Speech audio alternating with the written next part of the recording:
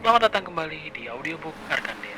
Saya akan melanjutkan buku yang berjudul Sebuah Seni untuk Bersikap Beramal, yaitu bab keempatnya dengan judul Nilai Penderitaan.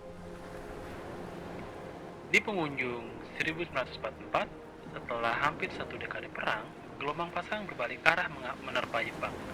Perekonomian mereka sekarat, militer mereka tercerai-berai hampir di seluruh Asia. Dan wilayah penduduk yang telah mereka menangkan di seluruh Pasifik sekarang bertumbangan seperti domino di bawah kaki tentara Amerika Serikat. Kekalahan sepertinya tidak terelakkan lagi. Pada 26 Desember 1944, Letnan Hiro Onoda dari Angkatan Darat Kekaisaran Jepang diberangkatkan ke sebuah pulau kecil bernama Lubang di Filipina. Dia diperintahkan untuk sedapat mungkin memperlambat gerak Amerika Serikat untuk bangkit dan melawan apapun taruhannya, dan untuk tidak pernah menyerah. Baik dia dan komandannya tahu bahwa pada intinya ini adalah sebuah misi bunuh diri. Pada Februari 1945, tentara Amerika mendarat di Lubang dan mengambil alih pulau dengan kekuatan militer yang begitu besar. Hanya dalam beberapa hari, sebagian besar tentara Jepang entah menyerah atau terbunuh, namun Onoda dan 3 orang dari pasukannya berhasil bersembunyi di pedalaman hutan. Dari sana mereka memulai sebuah gerakan perang gerilya melawan tentara Amerika Serikat dan penduduk setempat. Menyerang jalur pasokan, menembaki tentara Amerika Serikat yang terpisah, dan mengusik kekuatan pasukan Amerika Serikat dengan cara apapun yang mereka bisa. Pada Agustus di tahun yang sama, setengah tahun kemudian, Amerika Serikat menjatuhkan bom atom ke kota Hiroshima dan Nagasaki. Jepang menyerah, dan perang paling mematikan dalam sejarah manusia menemui akhir yang dramatis. Bagaimanapun juga, ribuan tentara Jepang masih terpencar di kepulauan Pasifik, dan sebagian besar, seperti Onoda, bersembunyi di hutan dan tidak menyadari kalau perang telah usai. Para pejuang yang masih bertahan ini terus berperang dan menjarah seperti sebelumnya. Ini merupakan masalah yang serius dalam upaya membangun kembali Asia Timur pasca perang. Dan pemerintah dari setiap negara sepakat bahwa suatu tindakan harus diambil. Militer Amerika Serikat selaras dengan pemerintah Jepang, menjatuhkan ribuan selebaran di seluruh wilayah Pasifik, mengumumkan bahwa perang sudah berakhir dan sudah saatnya semua kembali ke rumah.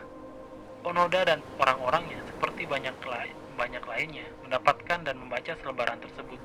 Tapi tidak seperti kebanyakan orang, Onoda berpendapat bahwa selebaran itu palsu, sebuah perangkap yang dibuat oleh tentara Amerika agar pejuang gerilya keluar dari sarangnya. Onoda membakar selebaran tersebut. Kemudian, dia dan orang-orangnya tetap bersembunyi dan meneruskan perjuangan mereka. 5 tahun berlalu, selebaran sudah lama dihentikan, dan sebagian besar tentara Amerika telah lama pulang. Penduduk asli Pulau Lubang berusaha kembali menjalani aktivitas normal mereka, seperti bertani dan melaut. Namun, Hiro Onoda dan pengikut setianya masih menembaki petani, membakar tanaman mereka, mencuri ternak mereka, dan membunuh penduduk lokal yang mengembara terlalu jauh ke dalam belantara. Pemerintah Filipina membuat selebaran baru dan menyebarkan ke seluruh penjuru hutan. Keluarlah kata mereka. Maaf. Pemerintah Filipina membuat selebaran baru dan menyebarkan ke seluruh penjuru hutan. Keluarlah, kata mereka. Perang sudah berakhir. Kamu kalah. Tapi ini juga diabaikan. Tahun 1952, pemerintah Jepang mengambil langkah terakhir untuk menarik para prajurit yang masih bersembunyi di seluruh Pasifik. Kali ini, surat-surat dan foto-foto dari keluarga para prajurit yang hilang disebarkan dari udara. Berikut sepucuk pesan pribadi dari Kaisar sendiri. Sekali lagi, Onoda menolak untuk mempercayai kebenaran informasi tersebut. Sekali lagi, dia yakin bahwa itu hanya tipuan Amerika. Sekali lagi, dia dan orang-orangnya bangkit dan melanjutkan perjuangan. Tahun berganti tahun, dan penduduk Filipina yang telah diteror akhirnya mempersenjatai diri mereka dan mulai menyerang balik. Tahun 1959, salah satu pengikut Onoda menyerahkan diri, dan seorang lain terbunuh, dan satu dekade berikutnya, orang kepercayaan Onoda terakhir bernama Kozuka ditembak mati polisi setempat saat membakar sawah. Sembari masih mengobarkan peperangan melawan penduduk setempat setelah tepat seperempat abad penuh Perang Dunia II berakhir. Onoda setelah menghabiskan lebih dari separuh hidupnya di hutan lubang. Onoda setelah menghabiskan lebih dari separuh hidupnya di hutan lubang, kini sendirian. Di tahun 1972, kabar matinya Kozuka merembus sampai ke Jepang dan menimbulkan suatu kegaduhan. Orang-orang Jepang mengira sisa-sisa prajurit terakhir telah pulang dari perang beberapa tahun sebelumnya. Media Jepang mulai berspekulasi jika Kozuka masih berada di lubang hingga 1972. Kemungkinan Onoda sendiri, pejuang legendaris Jepang dari Perang Dunia Kedua, mungkin masih hidup juga. Tahun itu, baik pemerintah Jepang dan Filipina mengirimkan tim pencari untuk menemukan Letnan II yang masih menjadi teka-teki, separuh mitos, separuh pahlawan, dan separuh hantu. Mereka gagal menemukannya. Setelah beberapa bulan berlalu, kisah Letnan Onoda berubah menjadi sebuah legenda urban di Jepang. Pahlawan perang yang terdengar terlalu gila jika benar-benar ada. Banyak yang merindukannya, yang lain mengkritiknya, yang lain berpikir ia hanya bagian dari dongeng yang diciptakan oleh orang-orang yang masih ingin mempercayai kedigdayaan Jepang di masa perang yang telah lama menghilang. Pada tahun-tahun itulah, seorang pemuda bernama Norio pertama kali mendengar kisah tentang Onoda. Suzuki adalah seorang petualang, penjelajah, dan sedikit berjiwa hippie. Dilahirkan semasa perang usai. Dia putus sekolah dan menghabiskan 4 tahun menumpang kendaraan berkelana menjelajahi Asia Timur, Asia Timur Tengah, dan Afrika. Tidur di bangku taman, di mobil orang asing, di sel penjara, dan di bawah taburan bintang. Dia makan dengan upah bekerja di ladang pertanian dan mendonorkan darahnya demi tempat tinggal untuk bermalam. Dia adalah jiwa yang bebas dan mungkin agak sinting. Pada 1972, Suzuki membutuhkan petualangan lainnya. Sepulangnya ke Jepang, dia mendapati suatu norma budaya yang kaku serta hierarki masyarakat yang mencekik. Dia membenci sekolah, dia tidak betah bekerja, dia ingin kembali ke jalanan, kembali menyendiri. Bagi Suzuki, legenda Hiro Onoda menjadi jawaban atas masalahnya. Mengejar Onoda akan menjadi petualangan yang baru, sekaligus hebat. Suzuki percaya bahwa ia akan menjadi orang yang pertama yang mampu menemukan Onoda. Pasti. Tim pencari yang digawangi pemerintah Jepang, Filipina, dan Amerika belum mampu menemukan Onoda. Polisi setempat telah mengobrak-abrik rimba hampir selama 30 tahun tanpa hasil. Ribuan selebaran tidak pernah mendapat tanggapan, tapi bodo amat. Si pemuda hippie dan putus kuliah ini akan menjadi orang pertama yang menemukannya. Tanpa diperlengkapi dengan senjata dan pelatihan pengintaian atau pengetahuan yang taktis sedikit pun, Suzuki pergi ke lubang dan mulai mengembara menjelajahi rimba sendirian. Strateginya meneriaki nama Onoda sekeras mungkin dan mengatakan kepadanya bahwa kaisar mencemaskan dirinya. Dia menemukan Onoda dalam 4 hari. Bayangkan, Suzuki tinggal bersama Onoda di rimba selama beberapa lama. Onoda hidup sendirian lebih dari setahun. Dan begitu ditemukan oleh Suzuki, dia menyambut baik dan sangat ingin tahu dengan apa yang telah terjadi di dunia luar dari seorang narasumber Jepang yang dapat dipercaya. Dua pria ini kemudian menjadi semacam teman baik. Suzuki bertanya kepada Onoda mengapa dia tetap bertahan dan berperang. Onoda menjawab alasannya sederhana. Dia telah diberi perintah untuk jangan menyerah, jadi dia pun bertahan. Hampir selama 30 tahun, dia hanya mengikuti sebuah perintah. Sederhana itu. Onoda kemudian bertanya kepada Suzuki mengapa seorang bocah hippie seperti dirinya datang untuk mencarinya. Suzuki menjawab bahwa dia meninggalkan Jepang untuk mencari 3 hal. Letnan Onoda, panda, dan yeti, dengan urutan sama persis. Dua pria telah dipertemukan dalam situasi yang paling ganjil. Dua petualang yang bertekad baja mengejar visi kemenangan palsu seperti Don Quixote dan Sancho Panza versi Jepang di kehidupan nyata. Terjebak bersama di rimba Filipina yang lembab, keduanya membayangkan diri mereka sebagai pahlawan, meskipun keduanya menyendiri, tanpa melakukan apapun. Onoda telah mendedikasikan hampir seluruh hidupnya untuk sebuah perang melawan hantu. Suzuki demikian juga. Setelah menemukan Hiro Onoda dan Panda, dia meninggal beberapa tahun berikutnya di pegunungan Himalaya dalam misi pencarian Yeti. Manusia sering memilih untuk membaktikan porsi besar hidup mereka demi alasan-alasan yang tampaknya tidak berfaedah atau merusak. Secara sekilas, alasan tersebut tampak tidak masuk akal.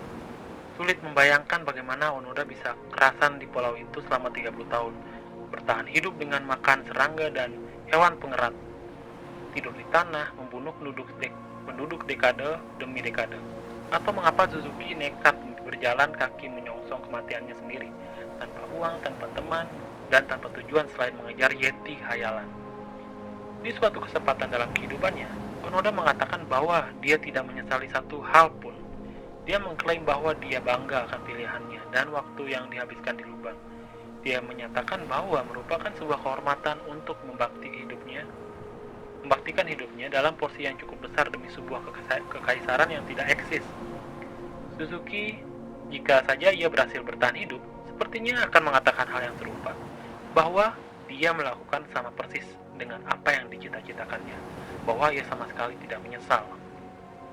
Kedua manusia ini telah memilih penderitaan mereka masing-masing. Hiro Onoda memilih untuk menderita demi kesetiaannya terhadap kekaisaran yang sudah musnah. Suzuki memilih untuk menderita demi sebuah petualangan, meski penuh risiko. Bagi kedua pria ini, penderitaan mereka bermakna sesuatu. Itu memenuhi sebuah alasan besar di baliknya. Dan karena memiliki arti, mereka mampu menanggung derita itu, atau bahkan menikmatinya. Jika penderitaan tidak bisa ditolak, jika permasalahan dalam kehidupan kita tidak dapat dihindari, pertanyaan yang harus kita ajukan bukan bagaimana saya menghentikan penderitaan ini, tapi mengapa saya menderita? Demi tujuan apa? Hiro Onoda kembali ke Jepang pada 1974 dan menjadi semacam selebriti di kampung halamannya. Dia mondar-mandir di berbagai acara talk show dan stasiun radio. Para politisi berebut menjabat tangannya. Dia meluncurkan sebuah buku dan bahkan ditawari uang dalam jumlah yang cukup besar oleh pemerintah. Namun apa yang ditemuinya saat kembali ke Jepang membuatnya bergidik. Sebuah budaya konsumtif, kapitalis, dan dangkal yang telah kehilangan semua tradisi kehormatan dan pengorbanan yang telah membesarkan generasinya. Onoda berusaha memanfaatkan posisinya yang mendadak terkenal untuk menegakkan nilai-nilai tradisional Jepang. Namun dia ibarat suara sumbang bagi masyarakat modern ini. Dia lebih dipandang sebagai sebuah objek Dia lebih dipandang sebagai sebuah objek pameran ketimbang seorang budayawan yang mumpuni, seorang pria Jepang yang baru saja keluar dari sebuah kapsul waktu yang membuat semua orang tercengang, seperti sebuah pusaka di dalam museum. Dan yang menjadi ironi di atas semua ironi adalah, kini Onoda menjadi jauh lebih tertekan ketimbang saat masih berada di hutan selama bertahun-tahun. Setidaknya selama di hutan hidupnya dibaktikan untuk sesuatu, bermakna sesuatu. Itu membuatnya mampu menanggung penderitaan, bahkan semacam menginginkannya. Namun sekembalinya ke Jepang, yang dalam pandangannya menjadi sebuah bangsa yang kosong, yang dipenuhi dengan kaum hippie dan wanita berpakaian longgar seperti bangsa barat. Dia disuguhi kebenaran yang tidak dapat dielakkan, bahwa perjuangannya sama sekali sia-sia. Jepang yang telah ia hidupi dan ia perjuangkan selama itu tidak lagi ada. Dan beban dari kenyataan ini telah menembus tubuh yang tidak pernah tersentuh peluru satupun itu. Karena penderitaannya tidak berarti apapun, tiba-tiba semua menjadi nyata dan terungkap 30 tahun terbuang percuma. Dan demikianlah pada 1980, Onoda berkemas dan pindah ke Brazil, tempat terakhir sebelum berpulang. Subbab pertama, bawang kesadaran diri. Kesadaran diri ibarat sesiung bawang, punya banyak lapisan, dan semakin cepat Anda kupas lapisan demi lapisan, Anda akan semakin cepat mulai menangis tanpa disangka-sangka. Katakanlah lapisan pertama bawang kesadaran diri adalah pemahaman yang sederhana terhadap emosi seseorang. Seperti inilah jika saya senang. Ini membuat saya sedih, ini memberi saya harapan. Sayangnya, ada banyak orang yang payah bahkan di tingkat kesadaran diri yang sangat dasar ini. Saya tahu karena saya adalah salah satu di antara mereka. Saya dan istri saya terkadang saling menimpali seperti ini. Ini dia. Kamu kenapa? Dan ini saya. nggak ada yang salah, nggak ada apa-apa. Terus dia ngomong lagi, enggak, pasti ada sesuatu yang salah, utarakan saja. Terus saya ngomong lagi, aku baik-baik saja, sungguh. Terus dia berbicara, yakin, kelihatannya kamu marah. Saya, sambil tertawa kaku, oh iya, enggak kok, baik-baik aja. Serius. 30 menit kemudian, saya. Dan itulah alasannya mengapa aku sangat kesal. Dia bertingkah seakan-akan aku tidak pernah ada.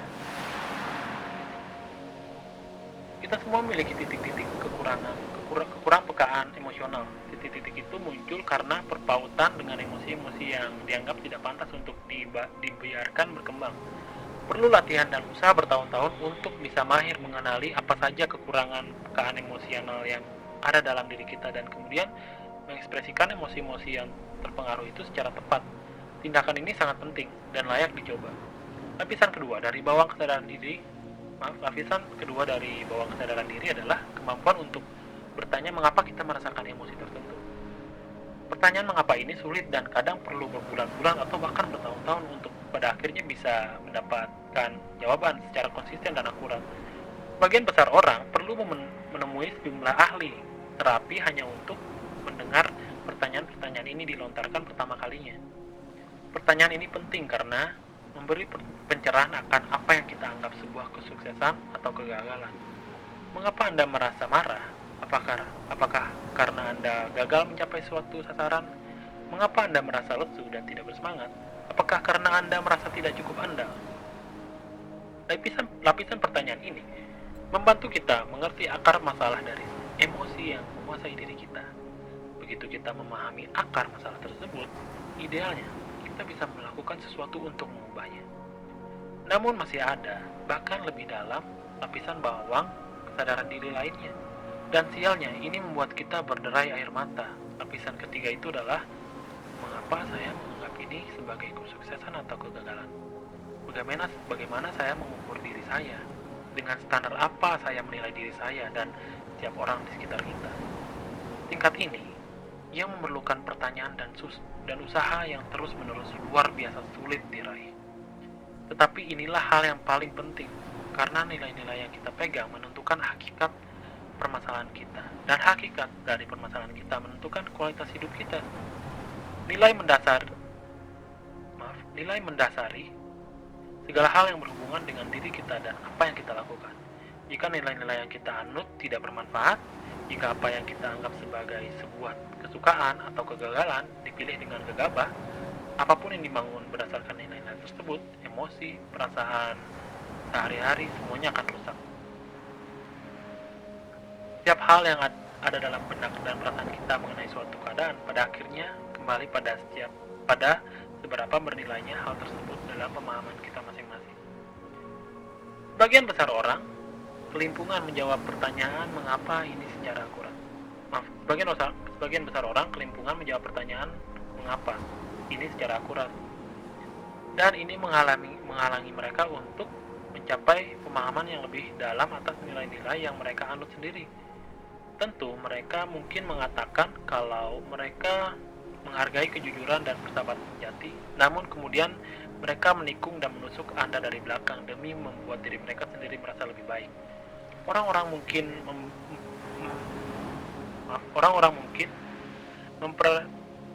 mempersepsikan diri mereka kesepian. Namun ketika mereka bertanya kepada diri sendiri, mengapa mereka kesepian, mereka cenderung menyalahkan orang lain. Semua orang kejam, tidak ada seorang pun yang cukup cakap atau pandai untuk memahami mereka. Dan karena itu mereka lebih baik menghindari masalah mereka jauh-jauh. Timbang mencari jalan keluarnya. Bagi beberapa orang, itu dianggap sebagai kesadaran diri, self-awareness. Padahal, andai mereka mampu menyelam lebih dalam lagi serta mencermati nilai-nilai yang ada di dasarnya, mereka akan menyadari bahwa analisis yang mereka lakukan itu didasarkan oleh hasrat untuk menghindari tanggung jawab atas masalah mereka sendiri, ketimbang secara akurat mengenali masalah tersebut. Mereka akan menyadari bahwa pilihan mereka hanya sekedar untuk mendapatkan sensasi kelegaan sesaat, bukannya melahirkan kebahagiaan yang sejati. Sebagian besar motivator juga mengabaikan lapisan kesadaran diri yang lebih dalam ini. Mereka menjadikan orang-orang miskin sebagai klien mereka karena orang-orang itu ingin menjadi kaya, lalu memberi mereka segala jenis saran tentang bagaimana mendapatkan penghasilan yang lebih besar, dan mengabaikan pertanyaan dasar yang sangat menilai. Mengapa mereka menempatkan kebutuhan untuk menjadi kaya di urutan pertama? Bagaimana mereka mengukur kesuksesan kegagalan mereka sendiri? Bukankah sebenarnya ada nilai-nilai tertentu yang sangat mungkin menjadi akar masalah dari ketidakbahagiaan mereka? Dan bukannya fakta bahwa mereka belum mengendarai Bentley, sejenis mobil mewah? Banyak petua di luar sana yang menggunakan pendekatan yang dangkal, yaitu hanya membuat orang-orang merasa baik dalam jangka pendek. Sementara masalah jangka panjang yang sesungguhnya tidak pernah terselesaikan. Persepsi dan perasaan orang mungkin berubah, namun nilai pokok dan ukuran dari nilai tersebut tetap sama. Ini belum bisa disebut sebuah kemajuan yang sesungguhnya. Ini hanya cara lain untuk merasa seolah-olah gembira. Bertanya kepada diri sendiri secara jujur itu sulit. Anda harus mengajukan kepada diri Anda sendiri pertanyaan yang tidak nyaman untuk dijawab. Nyataannya, sesuai pengalaman saya, semakin tidak nyaman sebuah jawaban, semakin itu mendekati kenyataan yang sebenarnya. Luangkan waktu dan pikirkan sesuatu yang sungguh membuat Anda muak. Sekarang tanya diri Anda, mengapa hal itu mengganggu Anda? Mungkin Anda akan memberikan jawaban berupa suatu pengalaman kegagalan atau semacamnya. Kemudian, amati pengalaman kegagalan tersebut dan bertanyalah kepada diri Anda, mengapa jawaban itu kelihatan benar? Bagaimana jika kegagalan tersebut bukanlah sungguh-sungguh sebuah kegagalan? Bagaimana jika selama ini ada yang salah terhadap persepsi Anda atas suatu kegagalan? Berikut ini adalah sebuah contoh dari pengalaman saya sendiri. Oke, saya ulangi lagi. Berikut ini adalah sebuah contoh dari pengalaman saya sendiri. Jengkel rasanya waktu abang saya tidak membalas SMS atau email. Mengapa? Karena rasanya dia tidak peduli dengan saya. Mengapa saya harus setuju dengan alasan itu? Karena jika dia ingin membangun suatu relasi, dia tidak akan keberatan meluangkan waktu 10 detik saja sehari untuk menghubungi saya. Mengapa kurang terjalinnya relasi antara kalian berdua terasa seperti sebuah kegagalan? Karena kami bersaudara. Harusnya kami punya hubungan yang baik. Ada dua hal yang patut dicermati di sini. Nilai yang saya pegang erat dan pengukur untuk menilai kemajuan saya mencapai nilai tersebut. Nilai yang saya anut sesama saudara seharusnya mempunyai hubungan yang baik atau satu sama lain. Ukuran saya dihubungi lewat telepon atau email. Beginilah saya mengukur kesuksesan saya sebagai seorang saudara. Dengan memegang ukuran ini, saya merasa diri saya gagal, yang ada kalanya menghancurkan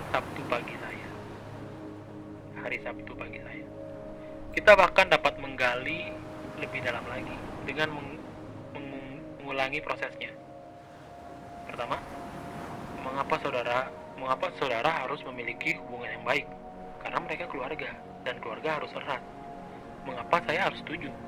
Karena Anda harus mendahulukan keluarga Anda sebelum orang lain. Mengapa pendapat tersebut benar? Karena memiliki hubungan yang dekat dengan keluarga adalah sesuatu yang normal dan sehat, dan saya tidak memilikinya. Dengan penguraian seperti di atas, saya menyatakan dengan gamblang nilai yang mendasar dalam hidup saya. Memiliki hubungan yang baik dengan abang saya, namun saya masih perlu berusaha keras mengubah ukuran yang saya gunakan. Saya telah mengganti labelnya menjadi kedekatan, namun itu tidak benar-benar mengubah apapun. Saya masih menilai persaudaraan saya berdasarkan seberapa sering melakukan kontak, dan membandingkan diri saya menggunakan ukuran tersebut dengan orang yang lain yang saya kenal. Orang lain tampaknya memiliki sebuah hubungan yang hangat dengan anggota keluarga mereka, namun saya tidak. Jadi jelas kalau ada sesuatu yang salah dengan saya. Tetapi bagaimana jika saya memilih ukuran yang buruk untuk diri dan hidup saya? Adakah nilai yang luput dari perhatian saya? Well, barangkali saya tidak perlu dekat dengan saudara saya untuk bisa memiliki hubungan yang baik yang saya anggap sebagai nilai itu. Barangkali yang dibutuhkan hanyalah sikap saling menghargai, dan itulah yang selama ini terjadi. Atau mungkin saling percaya, dan itu juga ada. Mungkin ukuran-ukuran ini dapat menjadi alat penilaian persaudaraan yang lebih baik ketimbang berapa banyak SMS yang saling kami kirim. Ini jelas masuk akal, terasa benar, setidaknya untuk saya. Tapi rasanya masih perih mengetahui kenyataan kalau saya dan saudara saya tidak dekat. Dan tidak ada cara yang positif untuk menutupinya. Dengan menerima hal ini, tapi tidak ada trik khusus yang membuat Anda seolah tampak ideal. Memang kadang saudara, bahkan saudara yang saling menyayangi, tidak memiliki hubungan yang dekat, dan itu tidak masalah. Sulit untuk menerima hal ini pada awalnya, tapi itu tidak apa-apa. Situasi objektif yang menimpa Anda saat ini tidak sepenting cara pandang Anda terhadap situasi tersebut. Bagaimana Anda memilih cara untuk mengukur situasi tersebut dan menilainya? Masalah mungkin tidak dapat dielakkan, namun makna dari setiap masalah bisa dikelola. Kita harus mengendalikan makna di balik permasalahan kita, seturut persepsi yang telah kita pilih, seturut standar yang telah kita tentukan untuk mengukurnya. Subbab 2. Problem bintang rock. Pada 1983, seorang gitaris muda bertalenta dikeluarkan dari bandnya dengan cara yang paling buruk yang pernah ada. Band tersebut baru saja mendatangani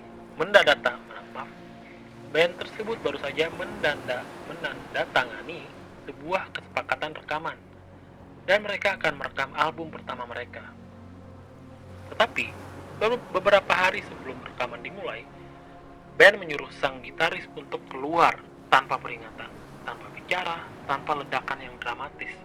Mereka benar-benar membangunkannya di suatu hari dan memberinya tiket bis untuk pulang. Saat duduk dalam bis yang membawanya kembali ke Los Angeles dari New York, si gitaris terus bertanya kepada dirinya sendiri, bagaimana ini bisa terjadi? Kesalahan apa yang saya lakukan? Apa yang akan saya lakukan sekarang? Kontrak rekaman tidak jatuh dari langit begitu saja, khususnya untuk band metal baru. Apakah dia kehilangan satu-satunya kesempatan? Namun pada waktu bis sampai di LA, Los Angeles, gitaris ini tidak lagi mengasihani dirinya sendiri dan telah berikrar untuk membuat band baru. Dia memutuskan bahwa band barunya nanti akan sangat sukses sehingga band lamanya akan menyesali keputusan mereka selamanya. Dia akan menjadi begitu terkenal sehingga mereka, band lamanya, akan merasa bersalah selama beberapa dekade melihatnya di TV, mendengarnya di radio, melihat posternya di jalan-jalan dan foto-fotonya di beberapa majalah. Mereka akan membalik burger di suatu tempat, naik mobil van dari sebuah panggung di klub murahan, menjadi gemuk dan mabuk-mabukan dengan istri-istri mereka yang buruk rupa, dan dia akan tampil di hadapan kerumunan penonton stadion yang disiarkan langsung di televisi. Dia akan mandi dengan air mata orang-orang yang mengkhianatinya, dan setiap tetes air mata itu akan dihapus dengan lembaran $100 yang bersih, baru dicetak. Demikianlah sang gitaris bekerja keras akan dirasuki setan musik. Dia menghabiskan waktu berbulan-bulan untuk merekrut musisi-musisi terbaik yang dia bisa temukan. Pemusik yang jauh lebih baik daripada rekan-rekan bandnya terdahulu. Dia menulis puluhan lagu dan berlatih dengan tekun.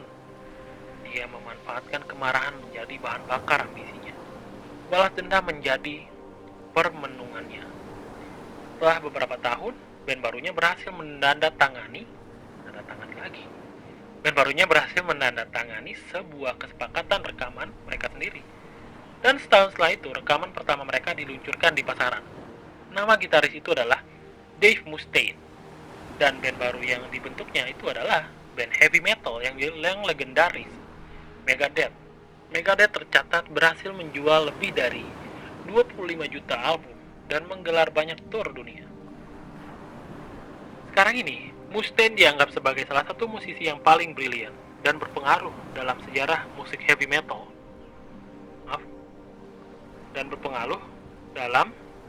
Berpengaruh dalam sejarah musik heavy metal. Sungguh malang. Band yang mendepak bokongnya adalah Metallica, yang telah menjual lebih dari 180 juta album di seluruh dunia. Metallica adalah salah satu band rock terbesar sepanjang masa. Dan karena kenyataan ini, dalam sebuah wawancara pribadi yang cukup jarang di 2003, Dan karena kenyataan ini, dalam sebuah wawancara pribadi yang cukup jarang di 2003, Mustaine yang brilian ber, maaf, dan karena kenyataan ini, dalam sebuah wawancara pribadi yang cukup jarang di 2003, Mustaine yang berlinang air mata mengakui kalau dia masih saja menganggap dirinya sebagai sebuah kegagalan. Di luar semua pencapaiannya yang mengagumkan, dalam benaknya akan selalu terngiang kalau dia adalah orang yang ditendang keluar dari Metallica. Kita adalah kera. Kita menyangka kita semua sontak menjadi luar biasa setelah menggunakan oven pemanggang dan memakai sepatu produk dari perancang tertentu. Padahal kita hanya sekelompok kera yang dibungkus ornamen yang mahal. Dan karena kita adalah kera, secara nalurilah kita mengukur diri kita sendiri dengan berpatokan pada orang lain. Dan untuk mencari status, pertanyaannya bukan apakah kita mengevaluasi diri kita berdasarkan pencapaian orang lain. Pertanyaannya bukan apakah kita mengevaluasi diri kita berdasarkan pencapaian orang lain. Namun, pertanyaannya adalah dengan standar apa kita mengukur diri kita sendiri. Dave Mustaine, entah sadar atau tidak, telah mengukur dirinya entah lebih sukses dan populer dibandingkan Metallica atau tidak. Pengalaman dikeluarkan dari mantan bandnya sangat menyakitkan sehingga dia menggunakan sukses seperti Metallica. Pengalaman dikeluarkan dari mantan bandnya sangat menyakitkan sehingga dia menggunakan sukses seperti Metallica sebagai alat untuk mengukur dirinya dan karir musiknya. Meskipun telah memanfaatkan suatu peristiwa buruk menjadi sesuatu yang positif, seperti yang dilakukan Mustaine dengan Megadeth, pilihannya menggunakan kesuksesan Metallica sebagai alat pengukur hidupnya justru terus menyakiti dirinya puluhan tahun berikutnya. Meskipun mendapatkan uang dan penggemar serta pujian, dia masih menganggap dirinya sebagai suatu kegagalan. Sekarang, Anda dan saya bisa melihat situasi yang dihadapi Dave Mustaine dan tertawa.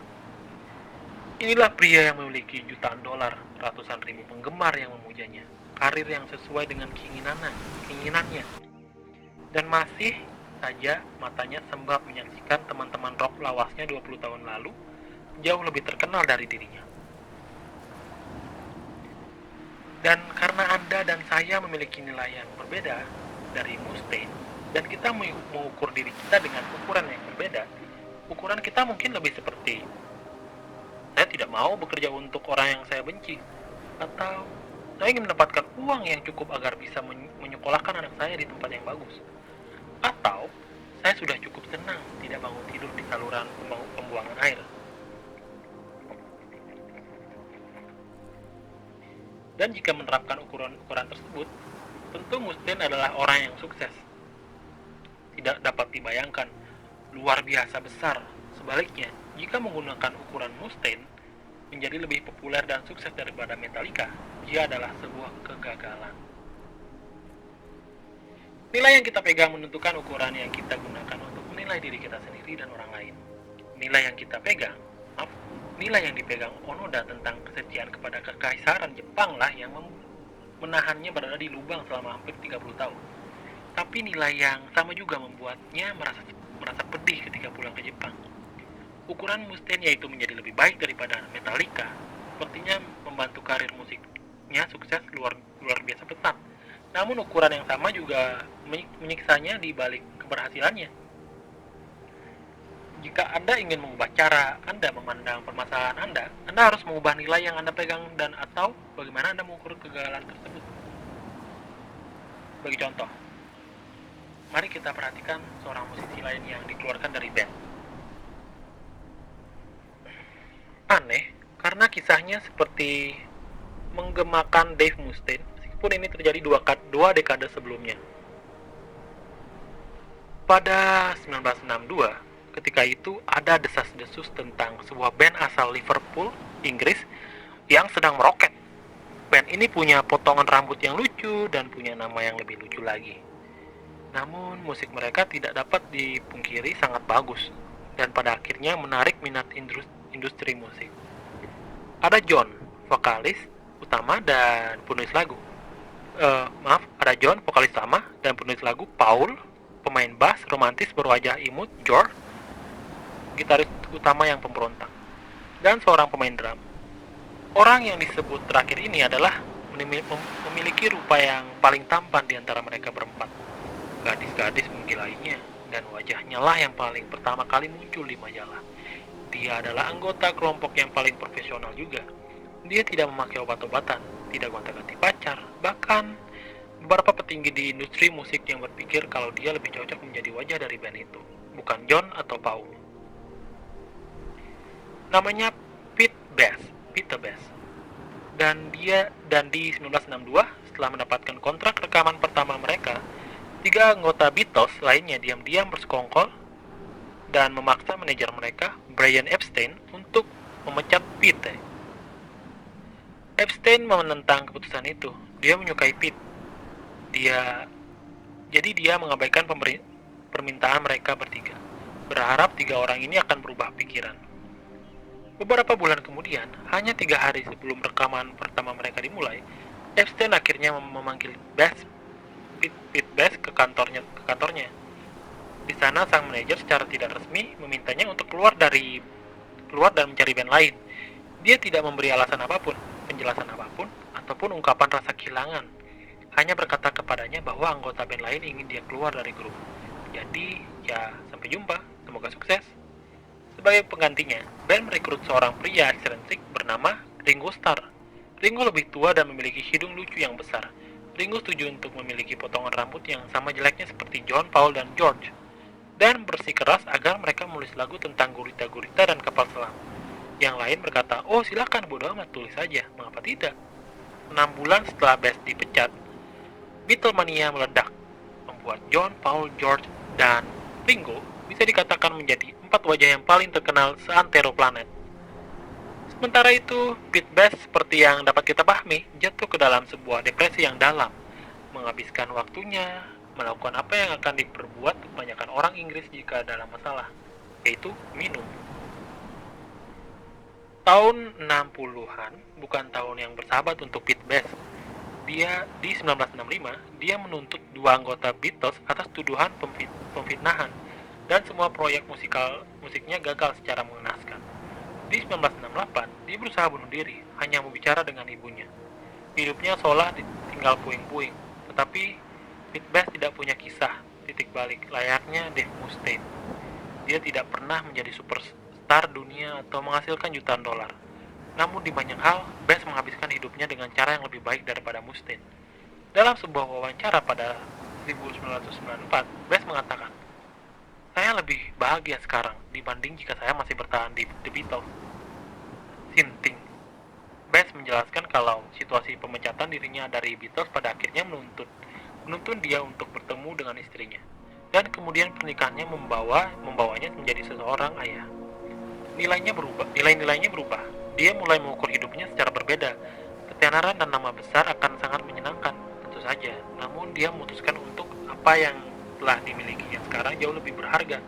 Sebuah keluarga yang hangat dan penuh cinta, pernikahan yang stabil, hidup yang sederhana.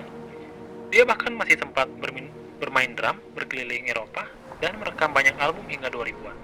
Jadi apa yang sebenarnya hilang hanya perhatian yang besar dan sanjungan, sedangkan apa yang telah diraihnya jauh lebih berarti untuknya. Dua kisah di atas menunjukkan suatu nilai dan ukuran, yang satu bisa lebih baik daripada yang lain. Yang satu mengarah pada permasalahan yang ringan, yang mungkin rutin tapi mudah diselesaikan. Yang lain, saya ulangi dari awal lagi. Dua kisah di atas menunjukkan suatu nilai dan ukuran, yang satu bisa lebih baik daripada yang lain. Yang satu mengarah pada permasalahan ringan, yang mungkin rutin tapi masih mudah diselesaikan. Yang lain menuntun pada masalah berat yang sulit diatasi.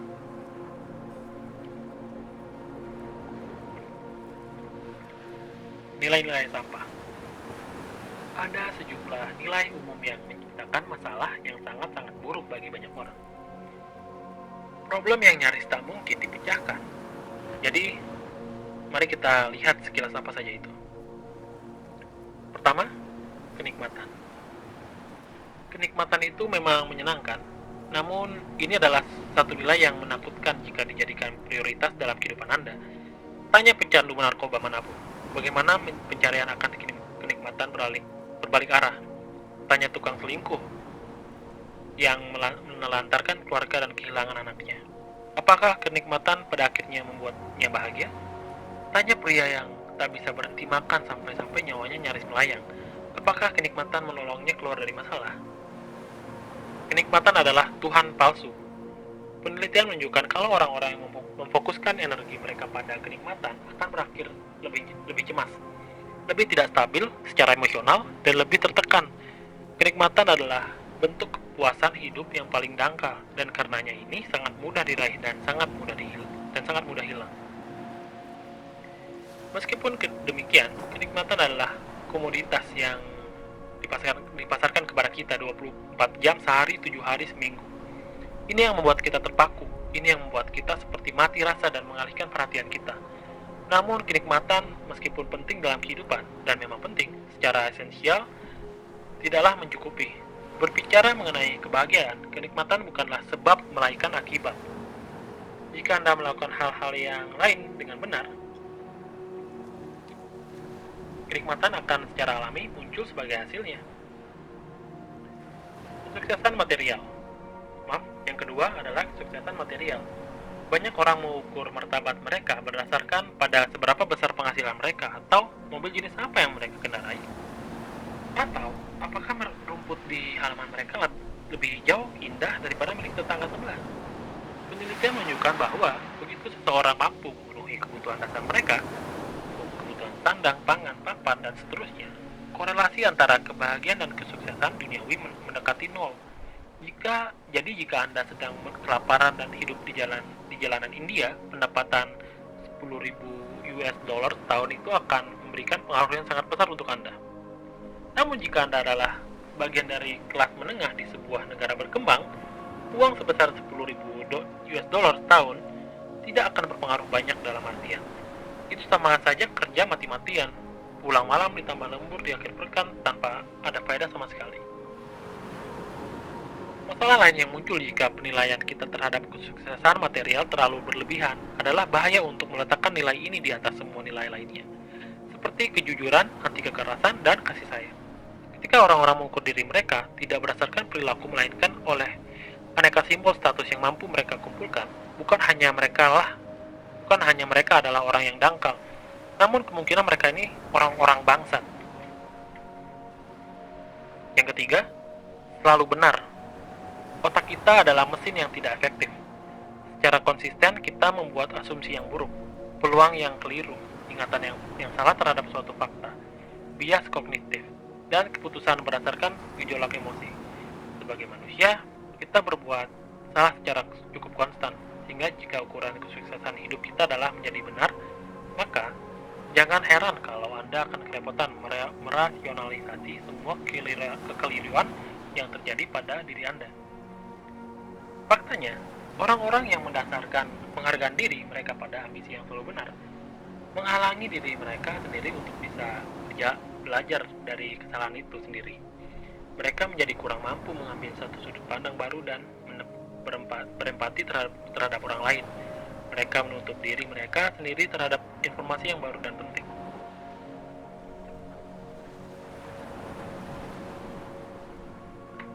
Akan jauh lebih membantu jika Anda mengasumsikan diri Anda tidak paham dan tidak tahu banyak. Ini menjaga Anda untuk tidak terikat oleh segala bentuk tahayul atau keyakinan-keyakinan yang tak berdasar, dan membuat Anda tetap berada dalam situasi yang konstan untuk terus belajar dan tumbuh. Tetap positif. Yang keempat, tetap positif. Kemudian ada beberapa orang yang mengukur hidupnya dari sejauh mana mereka mampu untuk menjadi selalu positif dalam hampir semua hal. Kehilangan pekerjaan Anda? Bagus. Ini peluang untuk mengeksplorasi minat Anda. Suami selingkuh dengan saudari Anda? Ya, setidaknya Anda belajar kalau dia berarti dalam hidup Anda. Anak Anda sekarat akibat kanker tenggorokan. Setidaknya Anda tidak perlu membiayai kuliahnya lagi. Meskipun ada sebuah ungkapan, apapun yang terjadi, tetaplah optimis. Sejatinya, kadang hidup menyebalkan. Dan hal paling sehat untuk dilakukan adalah mengakuinya. Pengingkaran terhadap emosi negatif menuntut kita untuk mengalami emosi negatif yang lebih dalam dan berkepanjangan. serta disfungsi emosional. Terus-menerus bersikap positif terus justru merupakan salah satu bentuk pengelakan terhadap masalah dan bukan cara yang tepat untuk menyelesaikannya. Masalah-masalah boleh jadi justru menguatkan dan memotivasi Anda. Masalah-masalah boleh jadi justru menguatkan dan memotivasi Anda. Seandainya Anda bisa memilih nilai dan ukuran yang benar. Ini sederhana. Sungguh, aneka kegagalan orang-orang membuat kita kesal. Kecelakaan terjadi, hal itu membuat kita merasa buruk.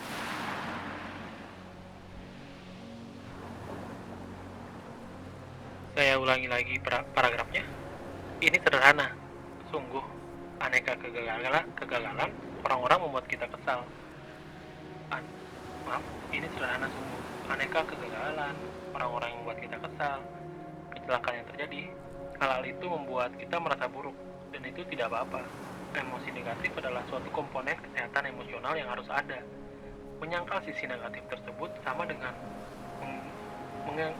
mengekalkan masalah, bukannya menyelesaikannya. Trik untuk emosi negatif adalah 1. Mengekspresikan dalam suatu cara yang dapat diterima dan sehat secara sosial. Dan 2, capek juga baca kayak gini. Dan 2, mengungkapkan dalam suatu cara yang selaras dengan nilai-nilai Anda. Contoh sederhana, nilai yang saya pegang adalah anti kekerasan. Karena itu, ketika saya marah terhadap seseorang, saya mengungkapkan kemarahan tersebut. Namun saya juga menegaskan untuk tidak memukul wajah seseorang. Ide yang radikal, saya tahu. Namun kemarahan bukanlah masalahnya. Kemarahan itu alami. Kemarahan adalah bagian dari kehidupan. Kemarahan bisa dikatakan cukup menyehatkan di banyak situasi. Ingat, emosi hanya suatu umpan balik. Paham kan bedanya? Memukul seseorang tepat di mukalah yang menjadi masalah. Bukan kemarahan itu sendiri. Kemarahan hanyalah pembawa pesan dari pukulan saya yang melayang ke wajah Anda. Jangan salahkan pembawa pesannya, salahkan pukulan saya atau wajah Anda. Saat kita memaksa diri kita untuk tetap positif sepanjang waktu, kita mengingkari kalau keberadaan masalah itu. Saat kita memaksa diri kita untuk tetap positif sepanjang waktu, kita mengingkari kalau keberadaan masalah itu. Dan ketika kita menyangkal masalah kita menihilkan kesempatan yang kita miliki untuk menyelesaikan masalah dan menjadi bahagia. Permasalahan membuat hidup kita lebih bermakna dan penting.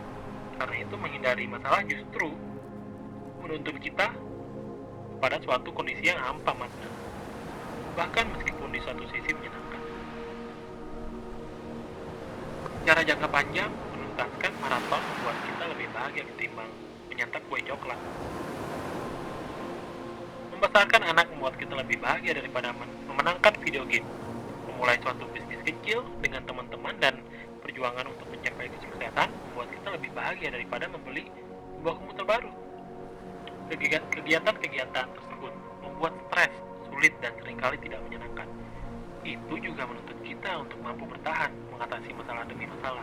Namun akan ada momen yang paling bermakna dan mengembirakan yang kita rasakan. Itu merupakan campuran rasa sakit, jerih payah, bahkan kemarahan dan putus asa.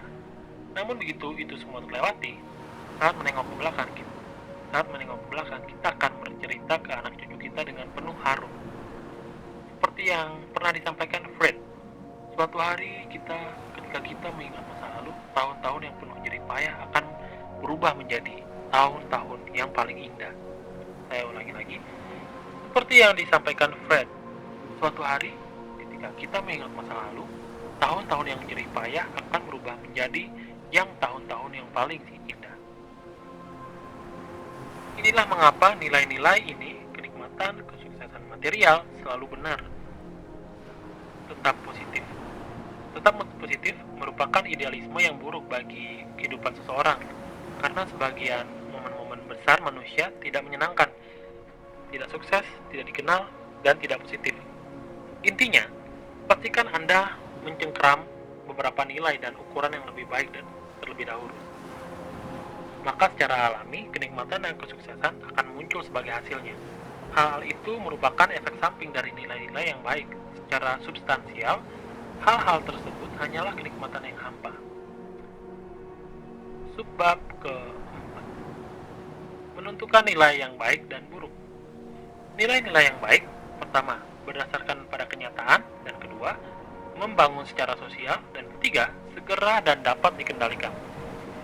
Nilai-nilai yang buruk, pertama, tahayul, kedua, merusak secara sosial, dan ketiga, tidak segera dan tidak dapat dikendalikan.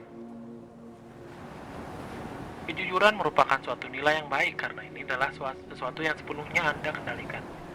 Ini mencerminkan kenyataan dan ini memberikan manfaat bagi orang lain, bahkan jika ini kadang tidak menyenangkan. Popularitas, di sisi lain, merupakan nilai yang buruk. Jika itu menjadi nilai Anda, dan jika ukuran Anda adalah menjadi cowok atau cewek yang paling populer di pesta dansa, banyak dari apa yang terjadi akan berada di luar kendali Anda.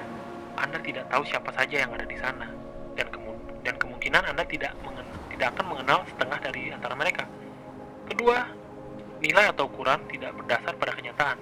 Anda mungkin merasa terkenal atau tidak terkenal, namun di saat yang bersamaan, pada kenyataannya, Anda benar-benar tidak punya petunjuk apapun tentang apa yang dipikirkan orang lain terhadap Anda. Catatan, orang yang takut terhadap apa yang dipikirkan orang lain tentang diri mereka, sesungguhnya ketakutan jika orang yang takut terhadap apa yang dipikirkan orang lain tentang diri mereka, sesungguhnya ketakutan jika semua hal yang mereka pikirkan tentang diri mereka berbalik ke arah mereka. Jadi maksudnya gimana? Orang yang takut terhadap apa yang dipikirkan orang lain tentang diri mereka, sesungguhnya ketakutan jika semua hal buruk yang mereka pikirkan tentang diri mereka berbalik ke arah mereka. Ya, artikan sendirilah. Beberapa contoh nilai yang baik, sehat, kejujuran, inovasi, peka, bela diri. Beberapa contoh nilai yang baik, sehat adalah kejujuran, inovasi, peka, membela diri sendiri, membela orang lain, penghargaan diri, rasa ingin tahu, amal, kerendahan hati, kreativitas. Beberapa contoh nilai yang buruk, tidak sehat adalah dominasi melalui manipulasi atau kekerasan, gonta-ganti pasangan, senantiasa merasa senang, selalu menjadi pusat perhatian, tidak mau kesepian, disenangi semua orang, menjadi kaya demi menjadi kaya, mengorbankan hewan-hewan kecil untuk dewa-dewa pagan. Anda akan mencermati bahwa nilai yang baik, sehat, didapatkan secara internal. Sesuatu seperti kreativitas atau kerendahan hati dapat dialami saat ini juga. Anda hanya harus mengarahkan benang Anda dengan suatu cara agar dapat mengalaminya. Nilai-nilai ini bersifat segera dan dapat dikendalikan serta menghubungkan Anda dengan dunia melebihi yang bisa Anda bayangkan. Nilai-nilai buruk biasanya bersandar pada peristiwa eksternal, terbang dengan jet pribadi, selalu dinilai benar, memiliki sebuah unit rumah di Bahama, makan kanolis, sambil digerayangi 3 penari bugil. Nilai buruk, meskipun kadang memberikan kesenangan atau kenikmatan, berada di luar kendali Anda, dan sering memakai alat yang secara sosial merusak atau bersifat tahayul untuk bisa mencapainya. Nilai adalah tentang membuat prioritas. Setiap orang ingin kanoli yang lezat atau rumah di Bahama.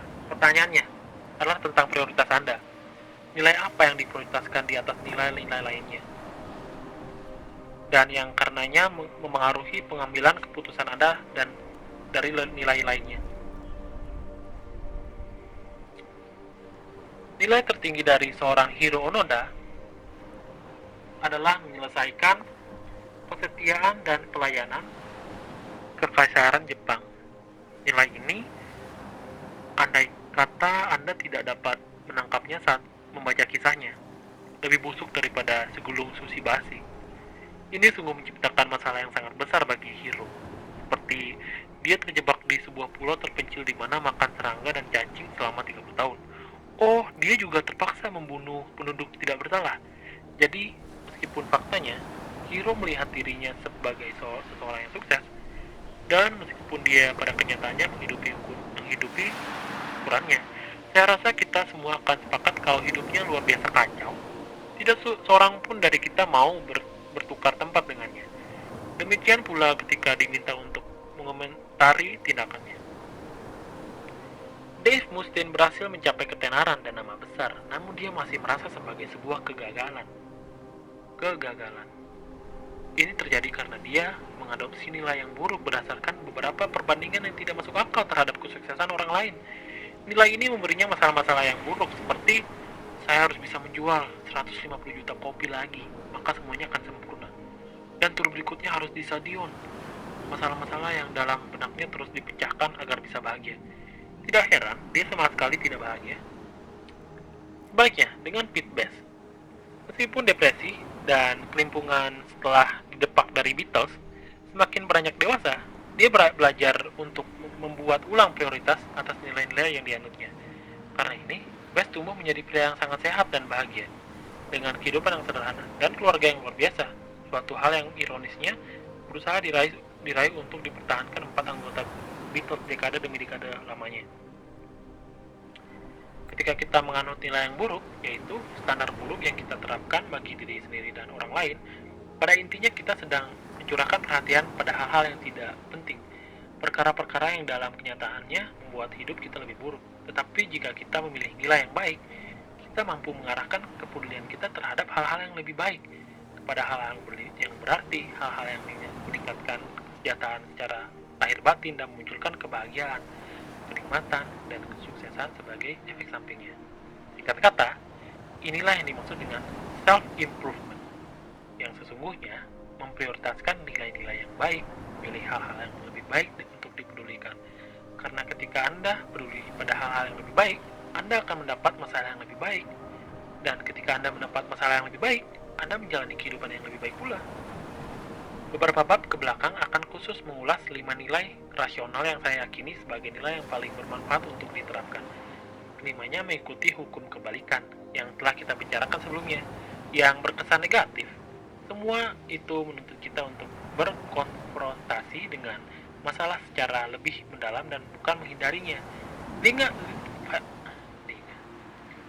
hukum ini selain tidak biasa juga tidak membuat nyaman, tetapi bagi saya itu semua mengubah kehidupan saya. Pertama, yang akan kita lihat di bab selanjutnya adalah bentuk tanggung jawab yang radikal. Bertanggung jawab untuk semua hal yang terjadi dalam kehidupan Anda, entah itu salah siapa. Kedua, adalah ketidakpastian, mengakui ketidakpedulian Anda dan pengolahan rasa ragu yang terus terjadi atas keyakinan diri Anda sendiri. Berikut adalah kegagalan. Berikutnya adalah kegagalan. Kehendak untuk menemukan kesalahan dan cacat Anda sendiri sehingga itu bisa diperbaiki. Keempat adalah penolakan. Kemampuan untuk mengatakan atau mendengar kata tidak. Jadi, kemampuan untuk mengatakan atau mendengar kata tidak, yang secara jelas menentukan apa yang akan Anda terima atau tolak dalam kehidupan Anda. Nilai terakhir adalah perenungan tentang kematian seseorang. Yang satu ini krusial, karena dengan bersikap waspada terhadap kematian, ini mungkin menjadi satu-satunya cara yang dapat dilakukan untuk membuat semua nilai kita tetap berada dalam sudut pandang yang tepat. Oke, sudah selesai untuk bab keempat. Sangat capek banget membacakan sekitar ini udah 1 jam. Wow, capek juga ngomong 1 jam ya. Terima kasih karena sudah mendengarkan seluruhnya. Saya yakin kalau dari kalian yang sudah mendengarkan pada menit ini berarti sudah menyelesaikan bab keempat, atau ada dari beberapa dari kalian mendengarkan penutupan ini karena men-skip audiobooknya. Sayang sekali karena menurut saya isinya sangat bagus. Jadi saya menyarankan untuk mendengarkan keseluruhan meskipun 1 jam. Tapi pada intinya terima kasih karena sudah ikut berjuang. Dengar bacotan saya 1 jam capek banget, jujur. Tapi semoga ada manfaatnya. Dan kita akan ketemu lagi di bab selanjutnya, yaitu bab 5. Thank you as always. See you in the next audiobook. Arkadia.